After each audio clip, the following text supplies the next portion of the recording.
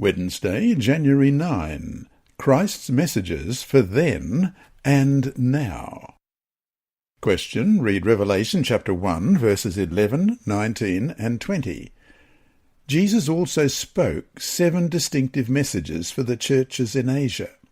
What does the fact that there were more than 7 churches in the province suggest, in general, about the symbolic significance of these messages for Christians? Revelation 1, beginning at verse 11, saying, I am the Alpha and the Omega, the first and the last, and what you see, write in a book, and send it to the 7 churches which are in Asia, to Ephesus, to Smyrna, to Pergamos, to Thyatira, to Sardis, to Philadelphia, and to Laodicea. And in verses 19 and 20, write the things which you have seen, and the things which are, and the things which will take place after this. The mystery of the 7 stars which you saw in my right hand, and the 7 golden candlesticks. The 7 stars are the angels of the 7 churches, and the 7 lampstands which you saw are the 7 churches. The messages that Jesus directed John to send to the 7 churches are recorded in Revelation chapter 2 and 3. Their meanings apply on 3 levels. Historical application. Those messages originally were sent to 7 churches located in prosperous cities of 1st century Asia. The Christians there faced serious challenges. Several cities set up emperor worship in their temples as a token of their loyalty to Rome. Emperor worship became compulsory. Citizens also were expected to participate in public events and pagan religious ceremonies. Because many Christians refused to participate in these practices, they faced trials and, at times, even martyrdom.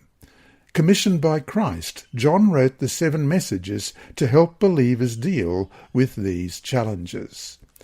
Prophetic application. Revelation is a prophetic book, but only 7 churches were chosen to receive its messages. This fact points to the prophetic character of the messages as well. The spiritual conditions in the 7 churches coincide with the spiritual conditions of God's church in different historical periods. The 7 messages are intended to provide, from heaven's perspective, a panoramic survey of the spiritual state of Christianity from the 1st century to the end of the world. And universal application.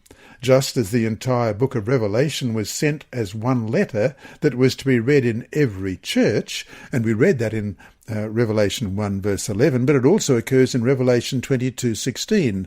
I, Jesus, have sent my angel to testify to you these things in the churches. I am the root and the offspring of David, the bright and morning star. So, the 7 messages also contain lessons that can apply to Christians in every age. In such a way, the messages represent different types of Christians in different places and times. For instance, while the general characteristic of Christianity today is Laodicean, some Christians may identify with the characteristics of some of the other churches. The good news is that, whatever our spiritual condition, God, as Ellen White writes in Selected Messages, Book 1, page 22, meets fallen human beings where they are. So to finish the day, suppose the Lord were to write a letter today to your local church, a letter written in the form of the messages to the 7 churches. What might such a letter say about the challenges your church is facing, as well as its spiritual condition?